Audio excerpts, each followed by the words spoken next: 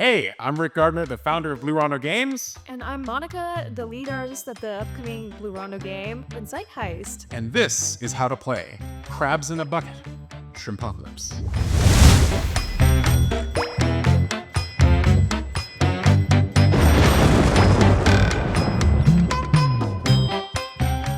Crabs in a Bucket Shrimpocalypse is an expansion to the base game Crabs in a Bucket, so it only includes the cards that you need to add to your base game in order to play Shrimpocalypse. So you're going to start off with your existing base game, and we'll take the playmat from that base game. We're going to place it over here, as well as the original set of cards, and then we're going to pull out the Shrimpocalypse expansion pack, and we're going to grab the Shrimpocalypse playmat.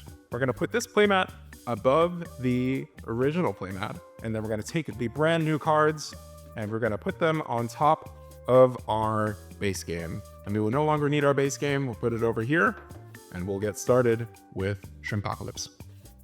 So the base game and the Shrimpocalypse expansion both have their own sets of rule cards. So we're going to pass up one of each set of the rule cards to each player in the beginning of the game. And now we're going to take the deck. And because of the expansion, it's so big, so we're going to take half the card, give it to another player, and you're going to shuffle it 4 times. And then once those are nice and shuffled, you'll take the 2 decks and you'll shuffle them together one final time. And then we're ready to play. We'll put it in the deck section of the mat. In the future, if you ever want to go back to the base game or a different expansion, go ahead and remove all cards from the deck that have this Shrimpocalypse logo. As usual, we're going to deal 7 cards to each player.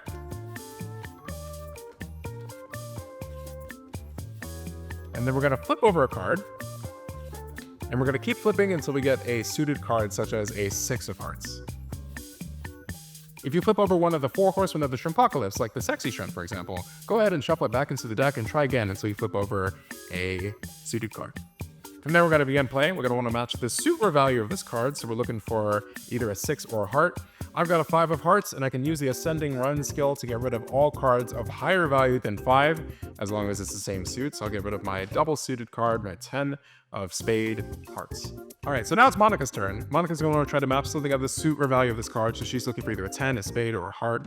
And let's see what she's got. She's got a 2 of spades. She's going to use the Ascending Run skill to get rid of all cards of higher value than 2 that are spades. She gets rid of the 3 of spades. And then she's going to use what looks like a Seabunny. Seabunnies are a unique suit to Crabs in a Bucket Shrimpocalypse, and they have a special ability that's unique to that specific suit called Bunny Crossing In. What Bunny Crossing In allows for you to do is you can ascend into Seabunnies from another suit if you have a card of higher value than what you just matched or ascended to. So she just went from the 3 of spades into the 4 of Seabunnies. She can now continue on with the 10 of Seabunnies, and she could keep going as long as she has Seabunnies that are higher than that value. So now it's my turn. I've got some Seabunnies in my hands. I'm going to play the 3 of Seabunnies. I'm going to ascend into the 6 of Seabunnies. And now I'm going to use another skill that's unique to the Seabunnies called Bunny Crossing Out. What Bunny Crossing Out allows me to do is if I start with a Seabunny in my run, I can switch to any other suit in the middle of my run as long as I play something of higher value than what I just matched or ascended to in whatever suit I choose. But once I choose a suit, I gotta stay in that suit. I can't switch back to Seabunnies or switch to another suit. So I'm gonna play my 8 of spades just like that there. Now it is my turn. With the expansion pack, we have 10 new Joker cards, including the Decorator Crab. And for this card, I get to get rid of all of my current cards. Okay, right here, pull a brand new card, and I pulled 2, so I'm gonna pick out 2 new cards. Another important new Joker to mention is the Blue Lobster. The Blue Lobster's power is you lose the game, the same as the regular lobster. However, the Blue Lobster also has a secondary ability where if you also have the regular lobster in hand, you can discard it for free, and instead of losing the game, you force all opponents to play with their hands revealed for the rest of the game, giving you a tactical advantage. The next components to describe are the namesake of the Crabs in a Bucket Shrimpocalypse expansion, that being the 4 Horsemen of the Shrimpocalypse. These are jokers that activate whether they are played or discarded, and when they are played or discarded, instead of going into the joker pile, they're placed onto the Shrimpocalypse mat. We have the Fairy Shrimp, the Manta Shrimp, the pistol shrimp, and the sexy shrimp. And if all 4 of these shrimp are played, the person who played the 4th and final shrimp wins the game through the Shrimpocalypse. So let's go through the effects of the 4 Horsemen of the Shrimpocalypse. If you play it or discard it, you can activate one of 3 effects, either the shrimp sequence effect, the in-sequence effect, or the out-of-sequence effect. Let's say that we play the fairy shrimp, and we happen to have the next shrimp in the sequence in hand, the mantis shrimp, the 2nd horseman of the Shrimpocalypse. If you trigger the shrimp sequence effect, you get to play the mantis shrimp because it's the next shrimp in the sequence. Similarly, you can trigger the mantis shrimp's shrimp sequence effect after having triggered the fairy shrimp's one in order to summon the pistol shrimp if you happen to have it in hand. Similarly, if you have the sexy shrimp and you've used the shrimp sequence effect for the pistol shrimp, you can get rid of that as well, which will trigger the Shrimpocalypse and win you the game.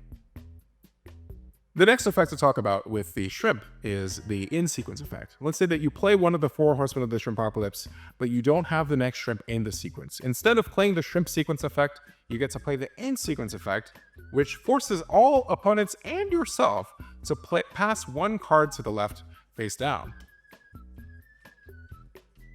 And then everybody's going to take a look at their new card, and then from then onward, the hand limit is going to move from 10 cards to 7 cards, meaning as soon as somebody else's new turn begins, if they have more than 10 cards, they have to discard until they have exactly 10 before starting their turn. This will ignore anything like a jack, queen, or king on the field, and you can get rid of things like lobsters without actually activating them. Of course, though, if you get rid of another shrimp, it will trigger. The final effect to discuss with the 4 Horsemen of the Shrimpocalypse are the out-of-sequence effects. Let's say that you play the mantis shrimp before the fairy shrimp has been played. In this circumstance, you are forced to play the out-of-sequence effect, which always has a negative effect that triggers on you, whether you chose to play the card or you discarded it for whatever reason. In the case of the mantis shrimp, if you play this before the fairy shrimp has been played, you have to draw 2 cards from the deck as penalty, and you gotta shuffle your mantis shrimp back into the deck. Similarly, if you play the pistol shrimp before the mantis shrimp goes out, your opponent gets to take an extra turn next turn, and you have to shuffle this back into the deck. And finally, if you play the sexy shrimp too early, you lose your next turn and must shuffle this back into the deck. Thank you so much for playing Crabs in Untitled Shrimpocalypse. We hope you have as much fun playing the game as it was making it. And if you have any questions, go ahead and reach out to us on our Discord, and we'll see you in the next game. See ya.